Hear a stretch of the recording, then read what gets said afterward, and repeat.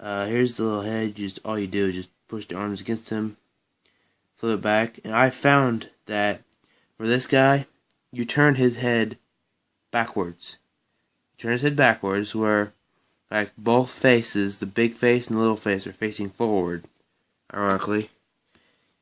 And you just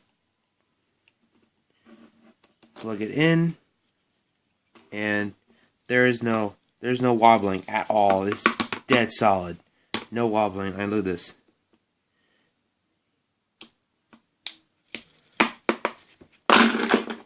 See? Not a single bit of wobbly. But you can tilt the head side to side.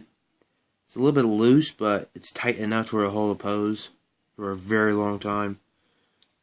Got ball jointed arms and another transformation joint right there. So you can lift these all the way up. You can his bicep swivel.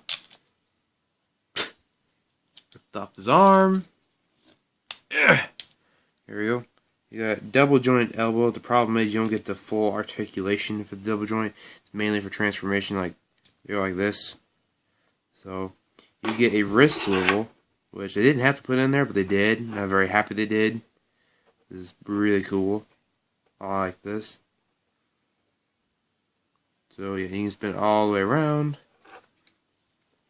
No waist articulation due to transformation, which is forgivable. You got a thigh swivel. You can bend his foot that far. Oh, you lift this back up. You can bend that far back. You can go out. He can do just about the full. He can almost do the full split. Leg is 90 degrees of articulation. No, you can move the foot, but that's more for transformation than anything else.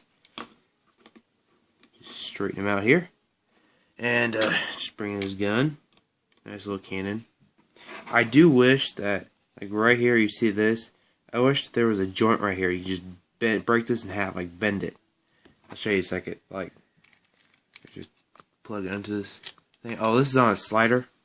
This is on a slider, so you can slide it this way to accommodate where the head is. So, like, if you had it just like this on his back, you plug the gun on. You couldn't put this down over by his head, but you can slide out and you can put it beside his head.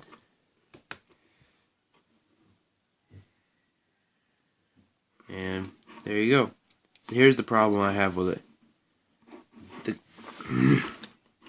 The cannon sticks out a little bit further than what I'm comfortable with, but it's not that big of a deal. Right there, like, I bring this back to when it's like in vehicle mode, right here. I wish that you could just like bend down the barrel. This would stay flush against the back, and this could bend down and like be about this long. That would be way better, but it's not. So not a big downfall, but still. There, just plug it on his arm. This video is taking forever and it looks terrible, so I'm sorry about this. I'm working with very crude elements here. And this is a little rifle. You should have came with 2 of these, but you know, Hasbro, cheap bastards.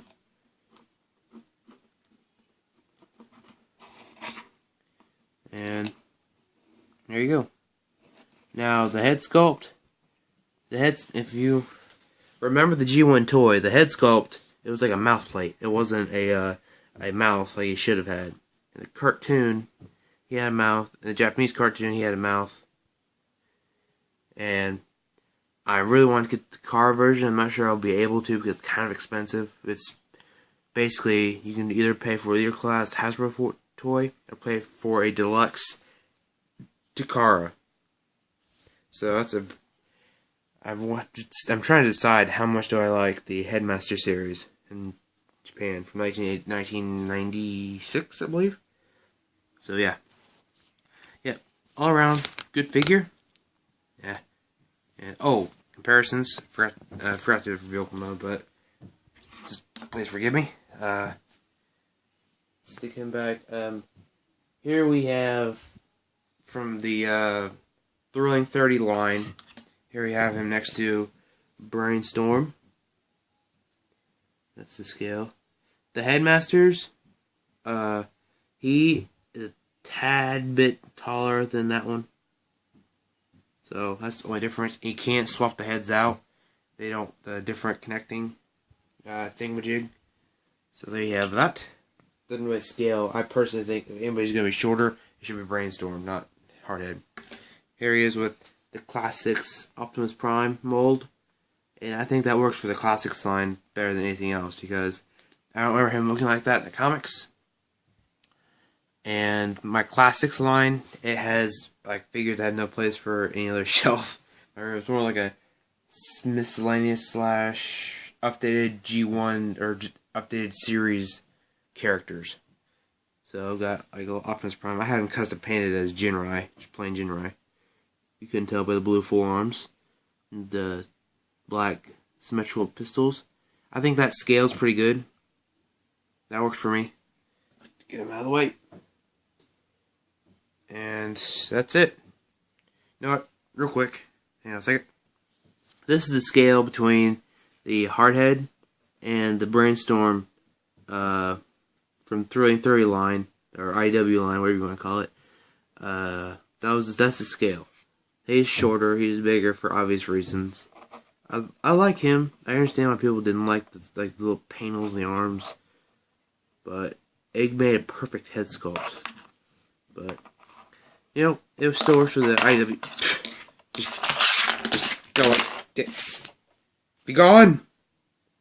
Okay, after throwing him around the room for a minute, let's compare him with the Payload, little Target Master from the Thrilling 30 line. As you can see, way smaller. Little Brainstorm. Target Masters and the Headmasters from the Thrilling 30 line, or Headmaster, were about the same size, so he's got more bulk on him because he transformed into an actual vehicle. These guys out of the way. Here he is with an actual Legions figure. So, way smaller. And let's see. Yep, that's it. Oh. Yeah. Dropped on the floor. Before I forget, you get a collector's card with the same image of Hardhead being decapitated.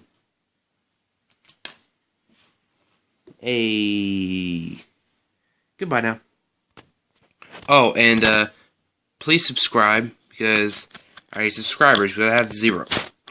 So please subscribe, and in about a month or so, I will have a 1080p camera. So these videos go from the worst to the best in a decent amount of time.